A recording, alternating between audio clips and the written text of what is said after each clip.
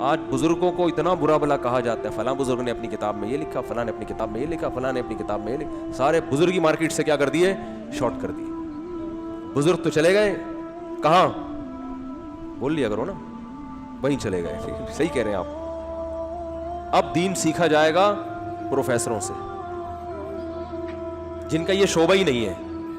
وہ ہمیں بتائیں گے قرآن و سنت، نہ ان میں تقوی ہے، نہ للہیت، نہ خوف خدا، نہ خشوع و خضوع. قرآن تو اہل اللہ کی جو صفات بیان کرتا ہے، اس صفات پہ اگر وہ تو صفات بھی ہے نا، وہ تو کیفیات بھی ہے، عملی لحاظ سے زیرو. پھر چلو بدعملی ہم کون سا عمل کرتے ہیں؟ بدعملی پہ فخر بھی ہوتا ہے. اس بدعملی کو کیا قرار دیا جاتا ہے؟ عین اسلام. یہ نہیں کہ چلو انسان ندامت کرے، روئے دھوئے، اللہ میں گناہگار ہوں معاف کر دے.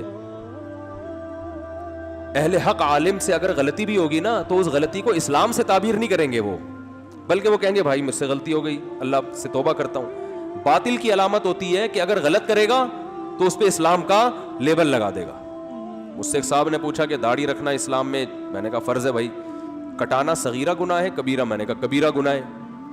حالانکہ مجھے لگ رہا تھا کہ میں ان کو سخت مسئلہ بتاؤں گا یہ اور بھی دین سے دور نہ ہو جائیں.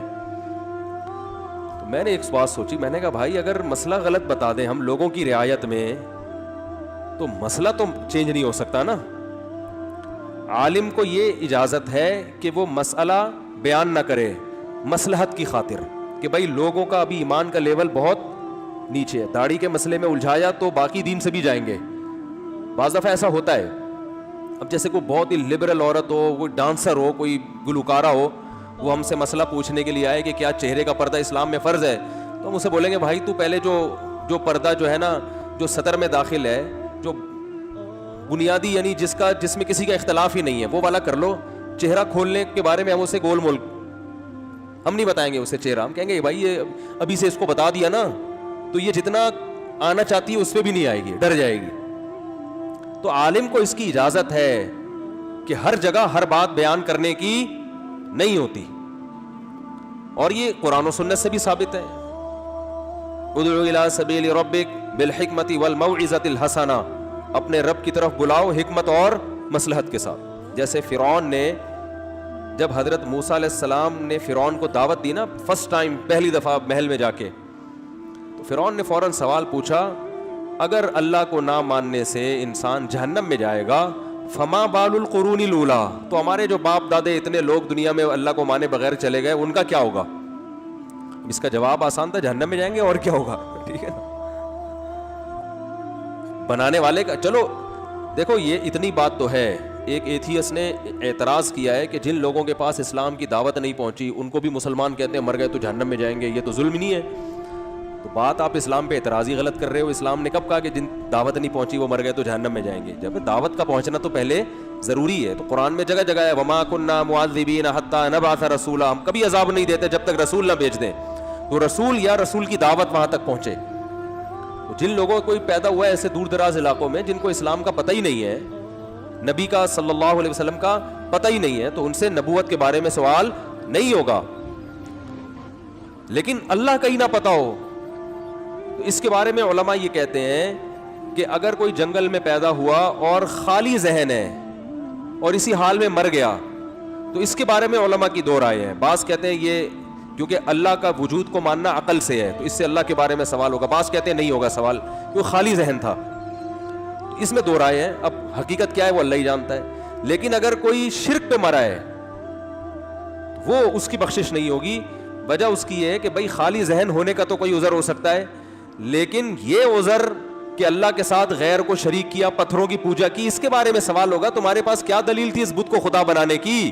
تو شرک کی مغفرت نہیں ہے. اس کے لیے دعوت کا پہنچنا ضروری نہیں ہے. اس لیے کہ یہ تو عقل کہتی ہے کہ اس کو کیسے خدا بنا لیا تم نے، یہ کیا لگتا ہے تمہارا، اس کو تو تم نے خود بنایا ہے. بنی ہوئی چیز کو کہنا کہ یہ میرا کریٹر ہے، یہ میرا خالق ہے، یہ تو عقل میں آنے والی بات نہیں ہے. تو پہلے بہت سے لوگ شرک کرتے تھے تو فرعون نے سوال کیا کیا موسیٰ علیہ السلام سے، فما بال القرون الاولیٰ، اتنے لوگ شرک پہ مر گئے، بتوں کی پوجا کرتے تھے باپ دادے سارے، وہ کہاں جائیں گے؟ اب دیکھو اس اصل جواب کیا تھا، وہ کہاں جائیں گے بھائی؟ جہنم میں جائیں گے.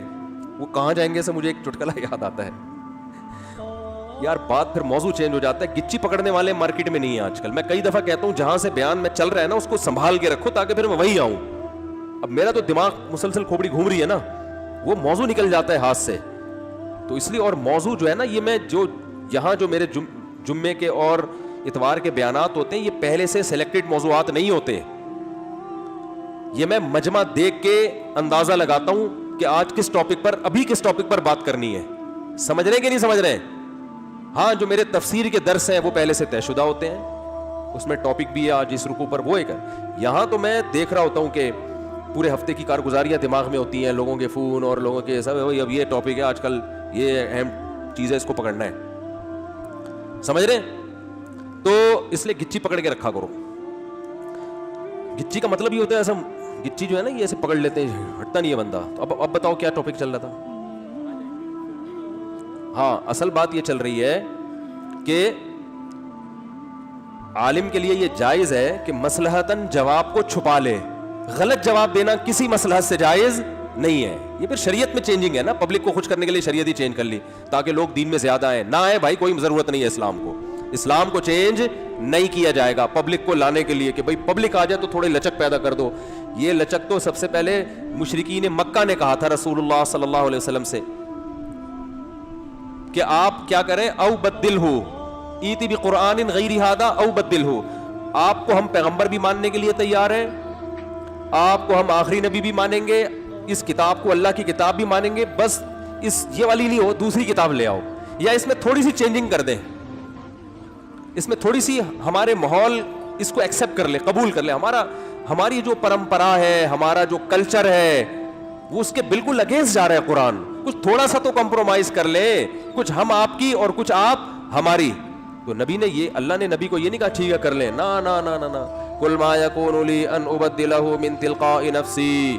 اے نبی ان سے کہہ دیجئے مجھے چینج کرنے کی اجازت نہیں ہے, یہ میرا دین نہیں ہے, یہ کس کا ہے؟ اللہ کا ہے. میں تو میسنجر ہوں, اللہ کا پیغام تم تک فارورڈ کر رہا ہوں, پہنچا رہا ہوں, تو مجھے اختیار تھوڑی ہے. اب لوگ ہمیں 3 طلاقیں دے کے آتے ہیں نا, رو رہے ہوتے ہیں, ترس آتا ہے خدا کی قسم, بچے رول رہے ہیں, تباہ ہو رہے ہیں, بہت رونا ہمیں خود آ رہا ہوتا ہے یار کیا ہو گیا ان بیچاروں, میاں بیوی 20-20 سال سے محبت سے رہ رہے ہیں, 8-8 9-9 بچے ان کے رو رہے ہیں, ہمیں بھی دل چاہتا ہے, لیکن میں ان سے کہتا ہوں بھائی میں کیسے کر دوں, میں لٹکا ہوا ہوں گا قیامت کے دن. تو بھائی اللہ کا حکم ہے طلاق مرتان, 2 دفعہ کے بعد اختیار ہے. فإن طلقا, تیسری دے دی, فلا تحل له, حلال نہیں ہے.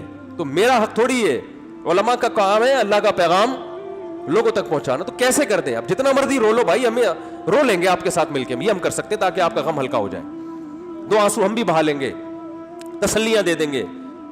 تو میں ان کو یہی تسلی دیتا ہوں بھائی اب تقدیر کا حصہ سمجھ کے, اول تو غلط کام کیا نا, اکٹھی 3 دینا تو جائز نہیں ہے, اب جو ہو گیا سو ہو گیا, بس اسی میں خیر ہوگی, اسی کو سمجھو. چینج کیسے کر دیں؟ ایسے بہت سارے احکام ہیں. لبرل لوگ کیا کرتے ہیں, جو اسلام کا لیبل اوڑھتے ہیں نا, وہ کیا کرتے ہیں پبلک کو خوش کرنے کے لیے تھوڑی تبدیلی کر دیتے ہیں تاکہ براڈ مائنڈڈ قسم کے لوگ اسلام میں آئیں. ہمیں اسلام میں اس طرح سے لوگوں کو داخل کرنے کی ضرورت نہیں ہے کہ جس سے اسلامی کا بیڑا غرق ہو جائے. جو قانون بن گیا قیامت تک کے لیے, چینج نہیں ہو سکتا.